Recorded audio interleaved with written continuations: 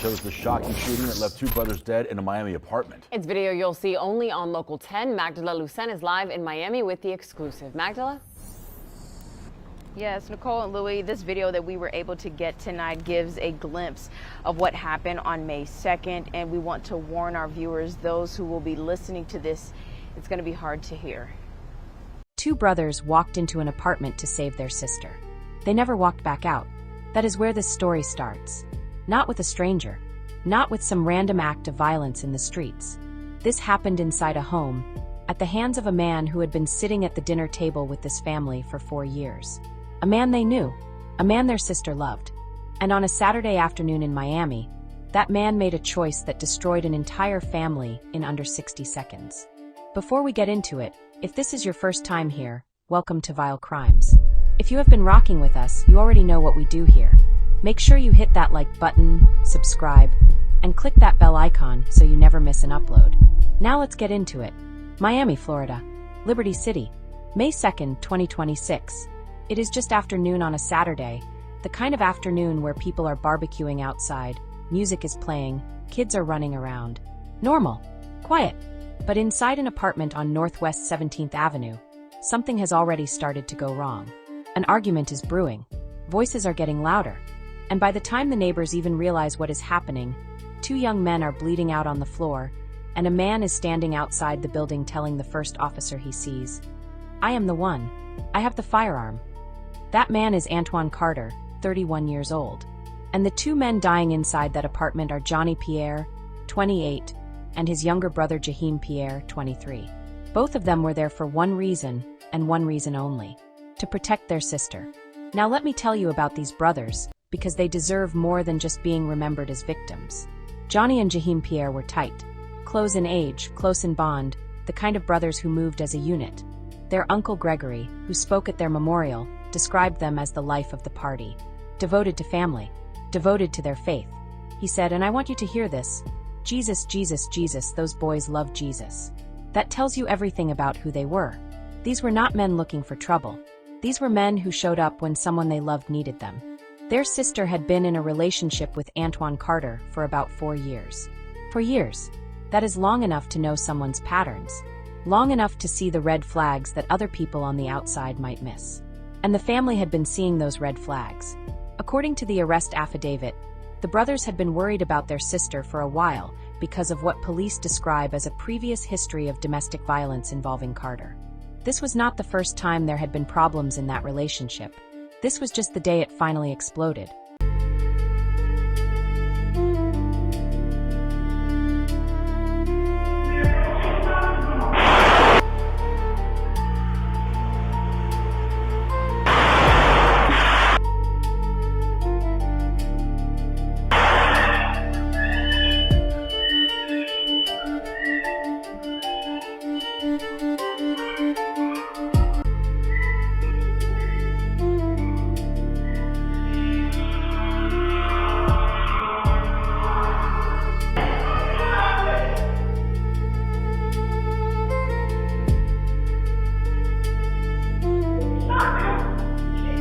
So let me ask you something.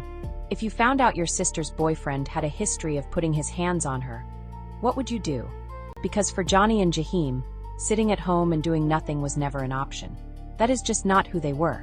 So when the situation escalated that Saturday, they did what brothers do. They showed up.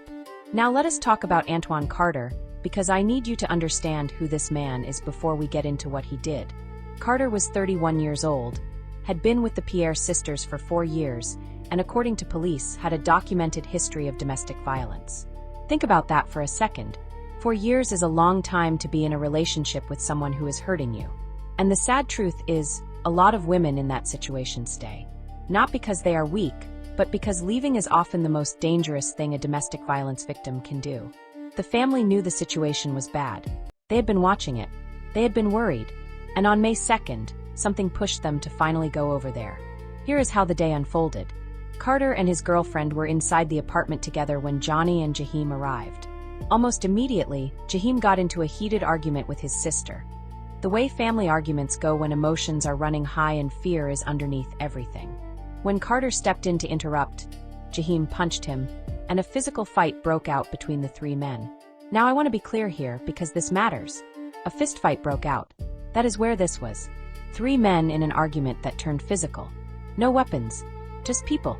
And at that point, what does any normal person do? They walk away. They cool off. They come back when things are calm. Carter did not do that. The girlfriend, sensing things were spiraling, actually left the apartment to go ask a neighbor to call the police. That right there tells you how scared she was. She did not call from inside.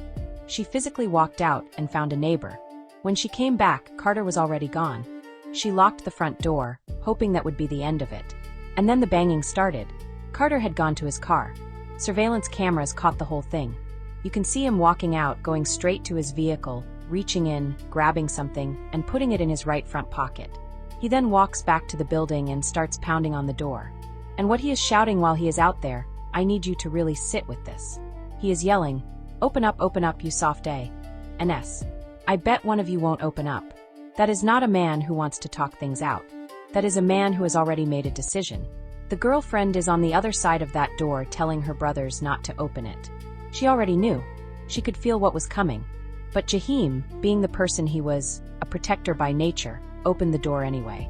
Maybe he thought he could handle it. Maybe he was not going to let fear make him back down. Whatever the reason, he opened that door, and Carter came through it firing. Gianni was sitting on the couch when the first shots hit him. He never even had a chance to move. Jaheim was shot too, but he ran. He ran straight toward his sister, as if his last instinct in this world was still to shield her. He collapsed on top of her, leaving her covered in his blood. Carter then sat down on the edge of the bed, looked at his girlfriend and said, "See what you made me do." Let that land for a second. Not "I am sorry." Not panic. Not remorse.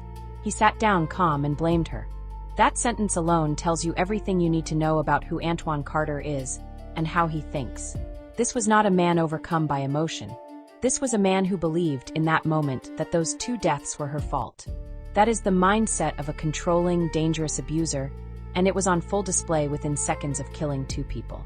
The girlfriend ran out of the apartment barefoot, her feet and clothes soaked in blood. She found officers outside and told them her boyfriend had just shot her brothers. Meanwhile, Carter walked out of the building and approached an officer himself. No running. He looked the officer dead in the face and said, "I am the one.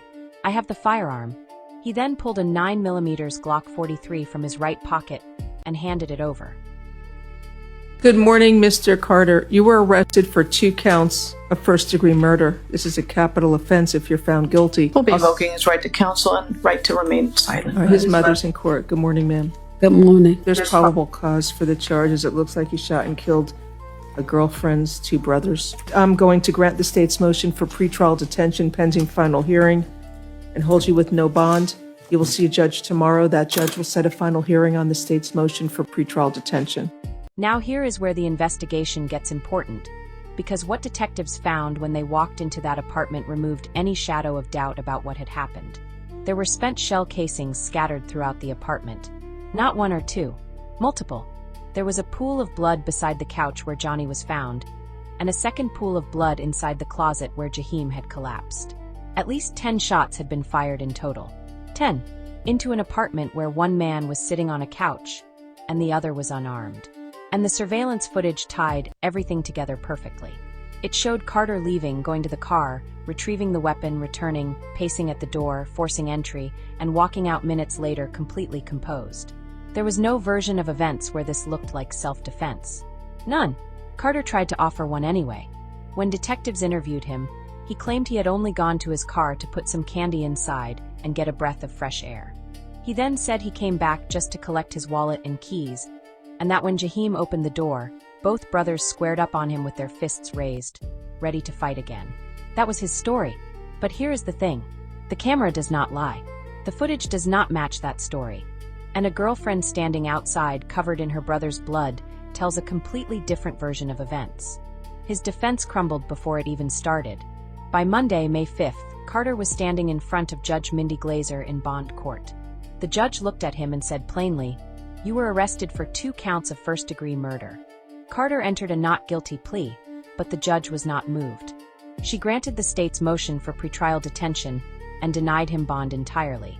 He is currently sitting behind bars with his next court date set for June 2nd. And because Florida law applies to this case, if Antwan Carter is convicted of 2 counts of first-degree murder, he is eligible for the death penalty. The state is pursuing this as a capital case.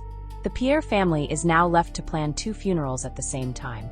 2 brothers, 2 caskets. A GoFundMe has been set up to help cover the costs because no family should have to figure out how to afford to bury their children while they are still in shock. Their Uncle Gregory stood at the memorial and said something that has stayed with me. He said they were looking for love and help because they have 2 people to bury. 2, at the same time, because they went to protect someone they loved, and their sister has to live with all of it. She has to carry the weight of knowing her brothers came because of her, and that they never made it home. That is a grief that does not have a name. She did not cause this. Carter caused this. But that kind of guilt has a way of attaching itself to survivors, whether it belongs to them or not. That is one of the cruelest parts of domestic violence that people rarely talk about. The ripple effect it leaves on everyone surrounding the victim. So let me leave you with some questions to think about, because this case raises things that go beyond just the facts. How many times did the people around this woman see the signs and not know what to do? How many times did she herself almost leave, almost reach out, almost ask for help? What does it say about a person that after committing a double murder, their first instinct is to blame the woman standing in front of them? And what does it take for someone to have that level of control over their own emotions in the immediate aftermath of something like this? Because that kind of calm is not normal. That is calculated. That is practiced. That tells you this was not the first time Antwan Carter used fear as a weapon. It was just the first time he picked up a gun to do it. Gianni Pierre was 28 years old. Jaheim Pierre was 23. They walked into that apartment as brothers, and they died as heroes. And their story deserves to be told loudly, because cases like this do not just happen out of nowhere. They build. They escalate. And somewhere along the way, there are always signs that something is very wrong. If you or someone you know is in a situation involving domestic violence, please reach out for help. Do not wait for it to reach a point of no return. And if this video hit you the way it hit me while putting it together, please share it. Leave a comment below telling me what you think should happen to Antwan Carter. Like this video, subscribe to Vile Crimes, and hit that bell so you are notified every time we drop a new case. We will be back soon with another story that needs to be heard. Stay safe out there.